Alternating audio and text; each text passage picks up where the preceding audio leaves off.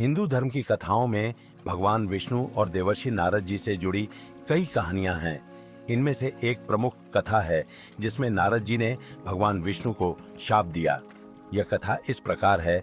नारद जी ब्रह्मचारी और महान तपस्वी थे। एक बार उन्होंने कठोर तपस्या करके भगवान शिव को प्रसन्न किया।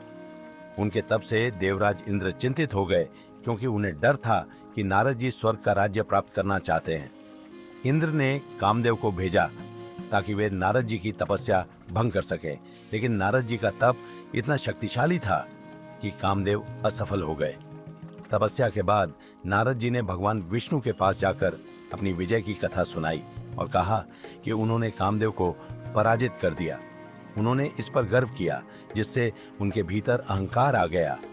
भगवान विष्णु ने नारद जी को उनका अहंकार दिखाने और सही मार्ग पर लाने का निर्णय लिया। भगवान विष्णु की लीला।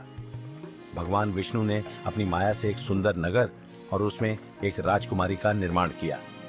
नारद जी उस नगर में पहुंचे और राजकुमारी को देखकर उनके मन में उसे विवाह करने की इच्छा जागृत हो गई।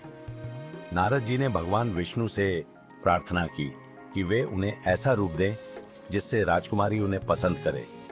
भगवान विष्णु ने नारद जी को बंदर, वानर का चेहरा दे दिया। जब नारद जी राजकुमारी के स्वयंवर में पहुंचे तो सभी ने उनका उपहास किया और राजकुमारी ने भगवान विष्णु को अपना पति चुना। जब नारद जी को अपने वानर रूप के बारे में पता चला तो उन्हें बहुत क्रोध आया। उन्होंने इसे भगवान विष्णु की चाल समझा और उन्हें शाप दे दिया। आपको मनुष्य रूप में जन्म लेना पड़ेगा। आप अपनी पत्नी के वियोग का दुख सहेंगे। यह शाप बाद में रामायण की कथा में साकार हुआ। भगवान विष्णु ने श्री राम के रूप में अवतार लिया और माता सीता के वियोग का अनुभव किया।